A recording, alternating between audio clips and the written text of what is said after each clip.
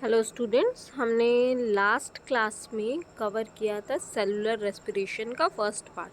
तो इस क्लास में हम सेलुलर रेस्पिरेशन का सेकंड पार्ट कवर करेंगे, जहां पे हम कवर करेंगे लिंक रिएक्शन, क्रेब्स साइकिल और इलेक्ट्रॉन ट्रांसपोर्ट सिस्टम। ठीक है, तो हमने फर्स्ट पार्ट में कहाँ तक कंप्लीट किया था? ग्लाइकोलिसिस तक। ठीक है, ग्लाइकोलिसिस के 10 मेजर स्टेप्स होते हैं, हमने वहाँ तक सारे कंप्लीट कर लिए थे। ठीक है, तो नेक्स्ट है हमें देखना है लिंक रिएक्शन। लिंक रिएक्शन हमारा एक ग्लाइकोलिसिस को हमारे क्रैब साइकिल से लिंक करता है। इसके और भी नाम है, जैसे ऑक्सीडेटिव डीकार्बोक्सिलेशन और गेटवे पाथवे।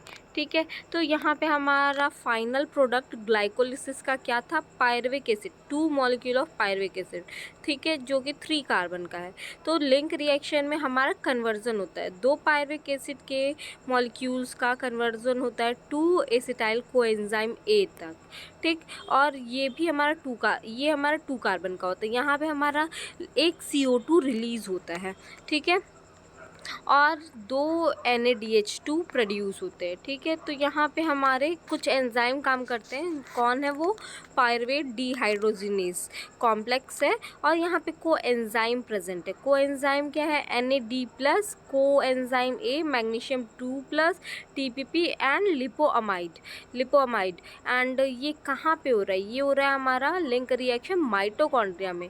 ठीक है, माइटोकॉन्ड्रिया डबल मेम्ब्रेनस स्ट्रक्चर है, ये तो पता ही है। आउटर माइटोकॉन्ड्रियल मेम्ब्रेन परमिएबल होता है, एंड पेरी माइटोकॉन्ड्रियल स्पेस होता है। फिर ठीक, इनर माइटोकॉन्ड्रियल मेम्ब्रेन्स पे हमारे पोरिन प्रोटीन वगैरह प्रेजेंट होते हैं।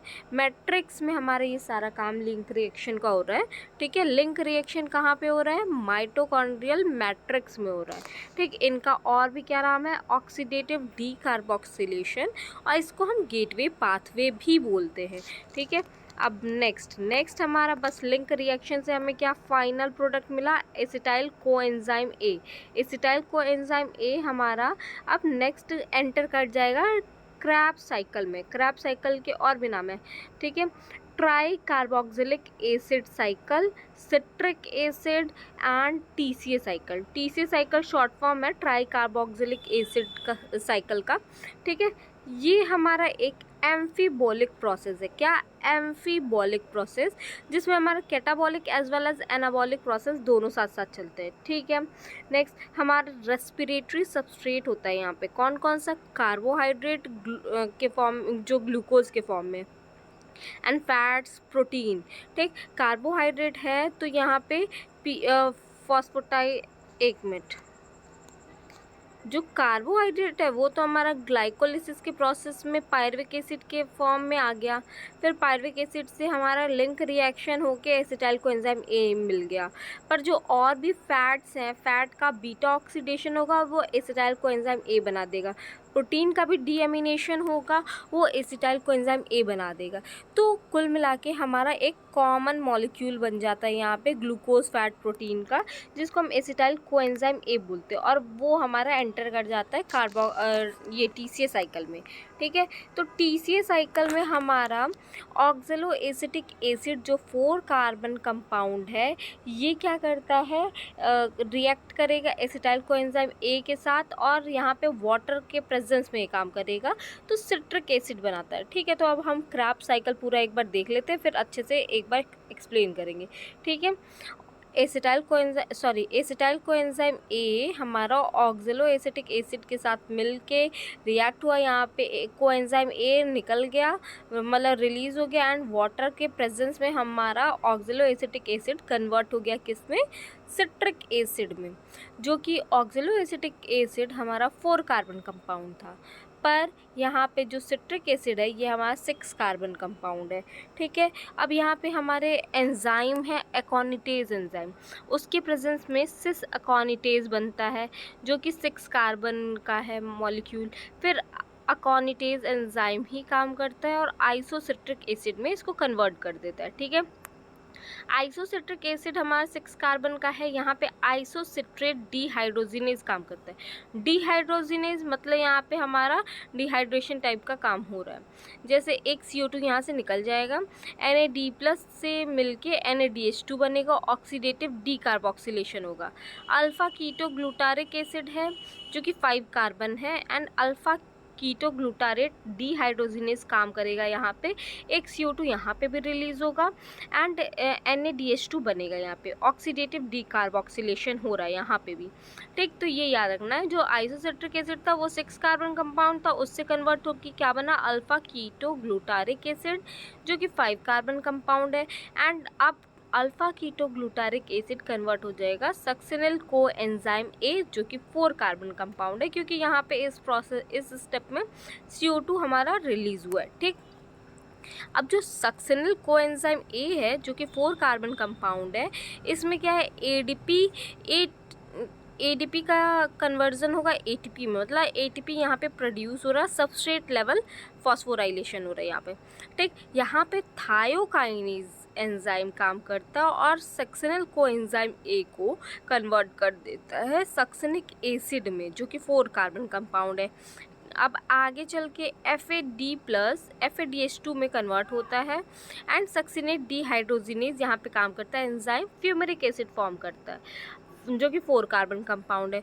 फ्यूमेरिक एसिड कन्वर्ट होकर मैलिक एसिड फॉर्म करता है जो कि 4 कार्बन कंपाउंड है, एंड यहाँ पे एंजाइम कौन सा है, फ्यूमेरेज, और यहाँ पे हमारा वाटर का रिलीज होता है, ठीक। अब ये जो मैलिक एसिड है ना, मैलिक एसिड हमारा कन्वर्ट होगा ऑक्जेलो एसिटिक एसिड में जो कि 4 कार्बन कंपाउंड है, एंड यहाँ पे एंजाइम कौन सा काम करेगा, मैलेट डीहाइड्रोजिनेज, और ये NaDH2 यहाँ पे प्रोड्यूस होगा, ठीक है। तो कुल मिला के हमने देखा कि 3 जगह पे 3 स्टेप में हमारे NaDH2 रिलीज़ हो रहे हैं, और एक स्टेप में हमारा ATP रिलीज़ हो रहा है, और एक जगह FADH2, ठीक। ये था हमारा क्रैब साइकिल। अच्छा चलो, ये जो सक्सिनेट डीहाइड्रोजिनेज एंजाइम है ना, जो कि यहाँ पे हमारा सक्सिनिक एसिड को कन्वर्ट कर रहा है फ्यूमेरिक एसिड में, ये हमारे एक लौता एंजाइम है जो कि प्रेजेंट होता है इनर माइटोकॉन्ड्रियल मेम्ब्रेन में। इसको हम FADH2 डीहाइड्रोजिनेज एंजाइम भी बोलते हैं, जो कि अभी हम इलेक्ट्रॉन ट्रांसपोर्ट सिस्टम पढ़ेंगे ना, तो उसमें कॉम्प्लेक्स सेकेंड का भी काम करता है, ठीक। कॉम्पिटिटिव इनहिबिटर होता है सक्सिनेट डीहाइड्रोजिनेज का मेलोनेट, ठीक है। ये याद रखना इंपॉर्टेंट पॉइंट है। कौन है मेलोनेट, कौन है इनहिबिटर है किसका, सक्सिनेट डीहाइड्रोजिनेज का, ठीक। अब देखो, हमने बात करी थी लास्ट वीडियो में, हमने फर्मेंटेशन तो कवर किया था, ठीक है। तो चलो यहाँ पे ज़रा सा देख लेते हैं कि फर्मेंटेशन क्या है। क्विक रिवीजन, फर्मेंटेशन को जाइमोसिस भी बोलते हैं। ग्लूकोज से 2 पायरुविक एसिड बन रहा है, वहाँ से हमारा 3 रास्ते थे। एक तो हमारा ये क्रैब साइकिल की तरफ आ जाता है लिंक रिएक्शन के थ्रू, और दूसरा हमारा ऑक्सीजन के एब्सेंस में लैक्टिक एसिड का फॉर्मेशन या फिर अल्कोहलिक फर्मेंटेशन, ठीक है। लैक्टिक एसिड का फॉर्मेशन हमारे स्केलेटल मसल्स में होगा और हार्ट में होगा, ठीक है, लैक्टोबैसिलस बैक्टीरिया के प्रेजेंस में। यहाँ पे क्या होता है, 2 पायरुविक एसिड का कन्वर्जन होता है 2 का लैक्टिक एसिड में, और यहाँ पे हमारा NaDH2 यूज़ होता है, ठीक है। यहाँ पे NaDH2 यूज़ हो जाएगा, जो कि हमारे ग्लाइकोलिसिस में NaDH2 बने थे, वो सारे NaDH2 यहाँ पे यूज़ हो जाएंगे। तो हमारा नेट गेन क्या रह जाएगा, 2 ATP बस रह जाएगा, ठीक। अल्कोहलिक फर्मेंटेशन में भी ऐसा है, ये 2 स्टेप का प्रोसेस है। क्या है, इसमें 2 पायरुविक एसिड है, एंड यहाँ पे एसिटल्डिहाइड में ये कन्वर्ट होगा, ठीक है। कार्बोक्सिलेशन मतलब CO2 रिलीज़ हो रहा है यहाँ पे, एंड यहाँ पे अल्कोहलिक डीहाइड्रोजिनेज काम करेगा, एसिटल्डिहाइड को कन्वर्ट कर देगा एथाइल अल्कोहल में, ठीक। और यहाँ पे भी हमारा 2 NaDH2 यूज़ हो रहा है, तो नेट गेन क्या हो जाएगा, ATP। नेट गेन हमारा 2 ATP होगा, नेट गेन हमारा 2 ATP, ठीक है। तो अब नेक्स्ट टॉपिक है हमारा, अच्छा एक बात और की थी हमने कि यूकैरियोट्स में हमारा 36 या फिर 38 ATP बनता है। ऐसा क्यों, क्योंकि प्रोकैरियोट में तो 38 ATP बनता है, पर इसका क्या रीज़न है कि यहाँ पे यूकैरियोट में 36 और 38 ATP, तो उसका रीज़न है शटल सिस्टम। ये शटल सिस्टम क्या है, चलो देखते हैं। देखो शटल सिस्टम है NADH2 which are produce during glycolysis, उसको हम, जो कि NADH2 हमारा ग्लाइकोलिसिस के दौरान बन रहा है, उसको हम साइटोसोलिक NADH2 बोलते हैं। ठीक, वो एंटर करेगा हमारे माइटोकॉन्ड्रियल मैट्रिक्स में with the help of shuttle system. तो यहाँ पे हमारे पास दो शटल सिस्टम है, एक है मैलेट एस्पार्टेट शटल सिस्टम और एक है ग्लिसरॉल 3 फॉस्फेट शटल सिस्टम। ठीक है, तो जो मैलेट एस्पार्टेट शटल सिस्टम है हमारा, उसमें हम देखते हैं, पहले उसमें देखते हैं ये कहाँ कहाँ पे प्रेजेंट होता है। ये हमारा हार्ट में, लिवर में, किडनी में। और यहाँ पे क्या होता है, 2 NADH2 से 6 ATP बनता है।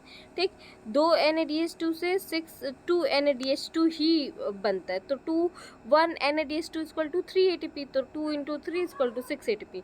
ठीक, पर उसी के अपोजिट, अच्छा यहाँ पे एक और चीज़, इफ़ इट इज़ ऑपरेट, अगर ये वाला शटल सिस्टम काम करता है, ये वाला, तो यहाँ पे हमारा 38 ATP जनरेट होगा। बट अगर हमारा ग्लिसरॉल 3 फॉस्फेट शटल सिस्टम काम करता है, तो ये हमारा कहाँ काम करता है, स्केलेटल मसल्स में। ये कहाँ काम करता था, हार्ट एंड लिवर, किडनी में, लिवर और किडनी में, 3 जगह। और ये हमारा ग्लिसरॉल कहाँ काम करता है, स्केलेटल मसल्स में। यहाँ पे हमारा 2 NADH2 जो है वो कन्वर्ट होगा 2 FADH2 में, और जो 2 NADH2 है 2 FADH2 में कन्वर्ट हुआ, तो 1 FADH2 इक्वल टू 2 ATP, तो 2 NADH2 इक्वल टू 4 ATP। ठीक, अब समझ में आया। यहाँ पे हमारा अगर ये वाला शटल सिस्टम काम कर रहा है तो 38 ATP जनरेट होगा। क्यों, क्योंकि यहाँ पे 2 NADH2 जो है वो कन्वर्ट हो रहा है 2 NADH2 में ही। ठीक, पर यहाँ पे जो 2 NADH2 है वो कन्वर्ट हो रहा है 2 FADH2 में, तो 1 FADH2 equal to 2 ATP, and उसी से रिजल्ट है हमारा कि 2 NADH2 equal to 4 ATP, and if it operate 36 ATP generate. चलो अब इसको थोड़ा सा एक्सप्लेन करते हैं। ठीक है, पहले हम मैलेट एस्पार्टेट शटल सिस्टम को देखेंगे कि कैसे क्या है। ठीक है, ये देखो फिगर है, ये फिगर है। ठीक, ये क्या है, inner mitochondrial membrane, outer mitochondrial membrane, और ये हमारा साइटोसोल के तरफ होगा, ये हमारा पेरी माइटोकॉन्ड्रियल स्पेस है, और ये हमारा मैट्रिक्स है। इसको M साइड बोलते हैं, इसको C साइड बोलते हैं। ठीक, और ये हमारा आगे चल के देखो, ये जो आउटर मेम्ब्रेन है ना, आउटर मेम्ब्रेन पोरस मेम्ब्रेन कहलाता है। ईजिली मूवमेंट होता है यहाँ से मॉलिक्यूल का, from cytosol to peri mitochondrial membrane तक easily movement, peri mitochondrial space तक। ठीक है, ईजिली मूवमेंट होता है मॉलिक्यूल्स का, इसलिए इसको मॉलिक्यूल को, इसलिए हम ये कंसिडर करते हैं कि जो भी मॉलिक्यूल हमारे साइटोसोल में प्रेजेंट हैं वो ईजिली हमारे पेरी माइटोकॉन्ड्रियल मेम्ब्रेन स्पेस में आ जाएंगे, but can not cross inner mitochondrial membrane. मतलब इनर माइटोकॉन्ड्रियल मेम्ब्रेन को क्रॉस करने के लिए उनको एक प्रॉपर चैनल चाहिए, जो कि यहाँ पे मैलिक एसिड चैनल है। ठीक है, तो ये देखो इनर साइटोसोल में जो है वो आउटर मेम्ब्रेन ईजिली पास करने देगा। ठीक है, अब ईजिली पास करने देगा, फिर यहाँ पे जो इनको दिक्कत आएगी वो है इनर माइटोकॉन्ड्रियल मेम्ब्रेन में आएगी। तो इनर माइटोकॉन्ड्रियल मेम्ब्रेन में हमारे पास शटल सिस्टम है, कौन सा, मैलिक एसिड शटल सिस्टम और एस्पार्टेट शटल सिस्टम। तो यहाँ पे देखो ग्लूकोज से पायरुविक एसिड बन रहा है, पायरुविक एसिड बनने के प्रोसेस में क्या है, 2 NADH2 रिलीज हो रहा है। ठीक, 2 NADH2 रिलीज हो रहा, सॉरी 2 NADH2 जो रिलीज हुआ, ठीक, वो क्या है, ऑक्जेलो acetic acid malic acid form कर रहा है, ऑक्जेलो एसिटिक एसिड से मैलिक एसिड फॉर्म कराने में यूज़ हो जाएगा। ठीक, अब देखो मैलिक एसिड जो बना वो कहाँ जाएगा, मैलिक शटल सिस्टम से होते हुए पहुँच जाएगा मैट्रिक्स के अंदर। अब मैट्रिक्स के अंदर हमारा ऑक्जेलो एसिटिक एसिड में कन्वर्ट हो जाएगा दोबारा। तो यहाँ पे हमारा जो 2 NADH2 यूज़ हुआ था यहाँ पे, वो 2 NADH2 यहाँ पे रिलीज़ हो जाएगा दोबारा। अब ऑक्जेलो एसिटिक एसिड हमारा एस्पार्टिक एसिड में कन्वर्ट होगा, एस्पार्टिक एसिड हमारा यहाँ पे एमिनेशन होगा। ठीक है, तो एस्पार्टिक एसिड में कन्वर्ट होगा और एस्पार्टिक शटल सिस्टम से होते हुए एस्पार्टिक एसिड आ जाएगा यहाँ पे। ठीक है, इसका डी एमिनेशन होगा, डी एमिनेशन। ठीक, एक मिनट मैं इसको क्लियर कर लूँ थोड़ा। ठीक, यहाँ पे एस्पार्टिक एसिड का डीएमिनेशन होगा, तो ये क्या फॉर्म कर लेगा, ऑक्जेलो एसिटिक एसिड, और दोबारा से यही सब शटल सिस्टम का काम चलता रहेगा। ठीक है, तो ये था हमारा मैलेट एस्पार्टेट शटल सिस्टम। अगर ये काम करता है तो कितना ATP आएगा, 38 ATP आएगा। ठीक, चलो अब हमारा दूसरा शटल सिस्टम है कौन सा, ग्लिसरॉल 3 फॉस्फेट शटल सिस्टम, ठीक है, ग्लिसरॉल 3 फॉस्फेट शटल सिस्टम। ये हमारा स्केलेटल मसल्स है, स्केलेटल मसल्स में काम करता है। अगर ये काम करेगा तो 36 एटीपी जनरेट होगा। देखो इधर भी इनर वही हाल है, outer mitochondrial space easily permeable होगा, मतलब मॉलिक्यूल जो साइटोसोल में प्रेजेंट होंगे वो आउटर मेम्ब्रेन से पास हो सकते हैं इजीली, ठीक है। अब यहाँ पे हमारे पास इनर माइटोकॉन्ड्रियल मेम्ब्रेन है, उस पर ग्लिसरॉल 3 फॉस्फेट शटल सिस्टम है, ग्लिसरॉल 3 फॉस्फेट शटल सिस्टम है, ठीक है। अब ये क्या करेगा, ग्लाइकोलिटिक NADH2 जो निकला था हमारा ग्लाइकोलिसिस में, उसको यूज़ करके DHAP dihydroxy acetone phosphate, DHAP जो था, जो हमारा ग्लाइकोलिसिस का 5th स्टेप याद करूँ वहाँ पे था, ठीक है, वहाँ से ग्लिसरॉल 3 फॉस्फेट बन रहा था, ठीक है। तो ये जो ग्लिसरॉल 3 फॉस्फेट है वो किस शटल सिस्टम से पास ऑन होगा, वो होगा ग्लिसरॉल 3 फॉस्फेट शटल सिस्टम से पास ऑन मैट्रिक्स में पहुंचा, ठीक है, मैट्रिक्स में पहुंचा ग्लिसरॉल 3 फॉस्फेट। अब यहाँ पे DHAP दोबारा बना लेगा एंड यहाँ पे हमारा रिलीज होगा 2FADH2, क्या होगा 2FADH2, ठीक। चलो अब नेक्स्ट टॉपिक हमारा है इलेक्ट्रॉन ट्रांसपोर्ट सिस्टम। आज ये चैप्टर कंप्लीट हो जाएगा, सेलुलर रेस्पिरेशन, ठीक है। तो देखो हमारा इलेक्ट्रॉन ट्रांसपोर्ट सिस्टम क्या, ऑक्सीडेटिव फॉस्फोराइलेशन, ऑक्सीडेटिव फॉस्फोराइलेशन, एक सेकेंड,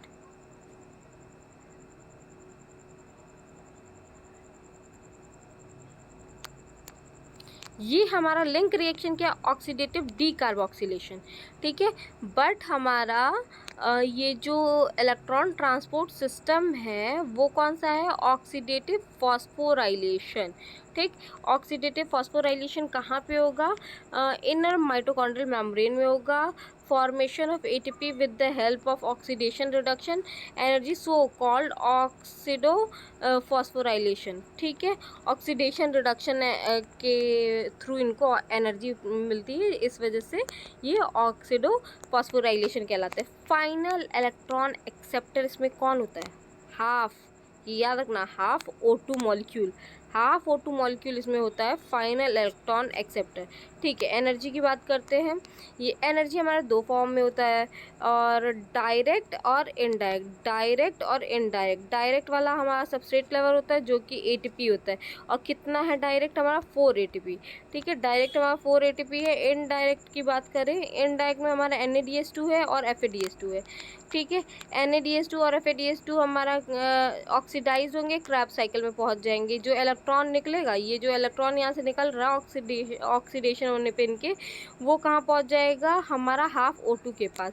कहाँ पे, हाफ O2 के पास पहुंचा, हाफ O2 के पास, ठीक है, हाफ O2 के पास पहुंचा, और इनका रिडक्शन होगा, ठीक है, एंड प्रोडक्ट हमारा, तो वाटर यहाँ पे रिलीज हो रहा है। चलो देखो यहाँ पे हमारा इलेक्ट्रॉन ट्रांसपोर्ट सिस्टम में हमारे पास 5 कॉम्प्लेक्स है, ठीक है। मेन हमारे 4 कॉम्प्लेक्स होते हैं, पर जो F0F1 पार्टिकल होता है जिसको ATPase या फिर ATP सिंथेज बोलते हैं, ठीक है, वो हम कॉम्प्लेक्स 5, कभी कभी क्वेश्चन पूछ लेता है कॉम्प्लेक्स 5 कौन है, तो उस हिसाब से याद रखना, ठीक है। देखो जो कॉम्प्लेक्स फर्स्ट है उसका नाम है NADH2 डिहाइड्रोजिनेज कॉम्प्लेक्स, और complex second FADH2 dehydrogenase complex, जिसको सक्सिनेट डिहाइड्रोजिनेज कॉम्प्लेक्स कहते हैं। ये हमारा कहाँ हमने देखा था, अभी क्रैब साइकिल में देख के आए, क्रैब साइकिल में देख के आए ना, क्रैब साइकिल में। और ये हमारा क्या हो गया, कॉम्प्लेक्स साइटोक्रोम BC1 और साइटोक्रोम रिडक्टेज। अच्छा कॉम्प्लेक्स फोर्थ क्या है, साइटोक्रोम AA3 और साइटोक्रोम ऑक्सीडेज। इसके लिए आप NCERT का इमेज रेफर कर सकते हैं, NCERT बायो का इमेज रेफर कर सकते हैं, ठीक है, इलेक्ट्रॉन ट्रांसपोर्ट सिस्टम के लिए, ठीक। चलो और हमारा 5th कॉम्प्लेक्स कौन सा है, 5th है F0F1 पार्टिकल, जिसको हम ATPase या फिर ATP सिंथेज भी कहते हैं, ठीक, ATP सिंथेज भी कहते हैं। और चलो एक्सेप्ट कॉम्प्लेक्स सेकेंड, ठीक, complex 3rd 4th and 1st are proton pump, ठीक है। कॉम्प्लेक्स सेकेंड से प्रोटॉन का पंपिंग नहीं होता है। बाकी सारे के सारे जितने कॉम्प्लेक्स है, ये कॉम्प्लेक्स सीक्वेंस में याद होने चाहिए, ठीक है। वो क्या करते हैं, प्रोटॉन पंप करते हैं, ठीक। इनर माइटोकॉन्ड्रियल मेम्ब्रेन पे होते हैं, इनर माइटोकॉन्ड्रियल मेम्ब्रेन पे है। ये देखो, अब हमारा कॉम्प्लेक्स फर्स्ट कौन सा था, NADH2 डिहाइड्रोजिनेज कॉम्प्लेक्स, ठीक है, जिसमें FMN और FES काम करता है। इलेक्ट्रॉन यहाँ से गया, यूबिक्विनॉन है, ये हमारा एक कैरियर है जो कि इसको पास ऑन करता है आगे के कॉम्प्लेक्स में, ठीक। जो कॉम्प्लेक्स सेकेंड है हमारा FADH2 dehydrogenase, FADH2 dehydrogenase, succinate dehydrogenase complex second. ये क्या करता है, इलेक्ट्रॉन पास ऑन करता है यूबिक्विनॉन को, ये भी यूबिक्विनॉन को, और कॉम्प्लेक्स 1 NADH2 डिहाइड्रोजिनेज, ठीक है, ये भी यूबिक्विनॉन को पास ऑन करता है, ठीक। अब इसके बाद से ये कहाँ जाएगा, साइटोक्रोम BC1 में। BC1 हमारा कॉम्प्लेक्स थर्ड है, BC1 हमारा कॉम्प्लेक्स थर्ड है, ठीक, कॉम्प्लेक्स थर्ड है। यहाँ से इलेक्ट्रॉन जाएंगे किसके पास, साइटोक्रोम C के पास, एंड इलेक्ट्रॉन फिर एक कॉम्प्लेक्स साइटोक्रोम C भी हमारा एक मोबाइल कैरियर है, ये और ये मोबाइल कैरियर है, जो कि कॉम्प्लेक्स टू कॉम्प्लेक्स के बीच में कनेक्शन लिंक की तरह, एक वेक्टर की तरह काम करते हैं, ठीक है, और ट्रांसपोर्ट करते हैं। साइटोक्रोम AA3 ये हमारा कॉम्प्लेक्स 4 है, यहाँ से हमारा इलेक्ट्रॉन फाइनली चला जाता है ऑक्सीजन के पास, ठीक। अब देखो डिफरेंस हम देख लेते हैं कि difference between photophosphorylation oxidative phosphorylation के बीच में क्या डिफरेंस है।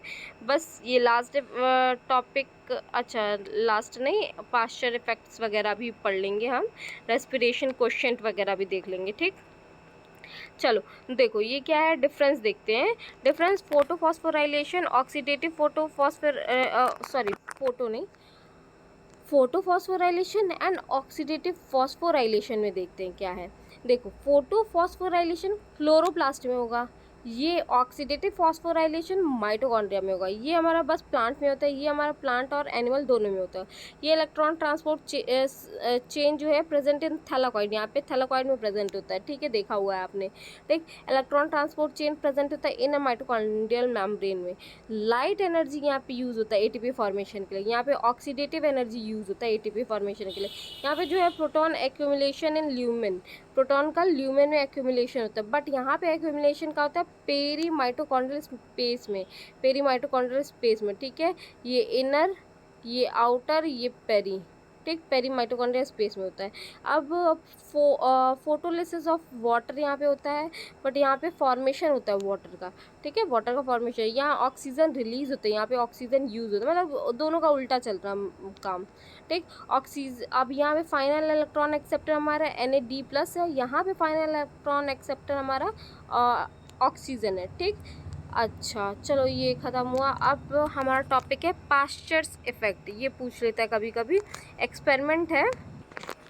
देखो पास्चर इफेक्ट में एक्सपेरिमेंट जो बताता है, एक्सपेरिमेंट कहता है कि ईस्ट है, ईस्ट को एरोबिक कंडीशन में करें तो कुछ ग्लूकोज प्रोड्यूस हो, मान लो, ठीक है। सेकेंड एक्सपेरिमेंट है, उसको अगर एनएरोबिक, ये थोड़ा करेक्ट करना पड़ेगा, ये एनएरोबिक है, ठीक, एनएरोबिक एनवायरनमेंट में करेंगे तो ग्लूकोज का कंजम्पशन ज़्यादा होगा, प्रोडक्शन होगा CO2 का ज़्यादा, ठीक। अगर एक्सपेरिमेंट 1 काम कर रहा है तो एक glucose equal to 38 ATP, but अगर सेकेंड काम कर रहा है तो फर्मेंटेशन होगा हमारा अल्कोहलिक फर्मेंटेशन, एक ग्लूकोज इक्वल टू, फर्मेंटेशन में हमने देखा ही था 2 ATP बस होता है, क्योंकि 2 NADH2 जो है वो हमारा यूज़ हो जाता है, यूटिलाइज। अब रेस्पिरेटरी क्वेश्चन देख लेते हैं। रेस्पिरेटरी क्वेश्चन का बस हम यहाँ पे फॉर्मूला देखेंगे, ठीक है। रेस्पिरेटरी क्वोशिएंट में क्या है, नंबर ऑफ CO2 जितना इवॉल्व हो रहा है उसके लिए कितना नंबर ऑफ O2 यूज़ हुआ है, इससे डिवाइड कर देंगे तो हमारा रेस्पिरेटरी क्वोशिएंट आ जाएगा, ठीक है। क्या, number of CO2 evolve upon number of O2 used, ठीक है, तो ये हमारा क्या आ जाएगा, रेस्पिरेटरी क्वेश्चन आ जाएगा। अच्छा तो आज के इस वीडियो में हमने अपना सेलुलर रेस्पिरेशन का टॉपिक कंप्लीट कर लिया है। नेक्स्ट वीडियो हम टॉपिक डिसाइड करेंगे, फिर उस हिसाब से आपको अगर आपको ये वीडियो पसंद आई तो लाइक शेयर एंड सब्सक्राइब ज़रूर करें और अपने फ्रेंड्स के साथ भी शेयर करें। Thank you.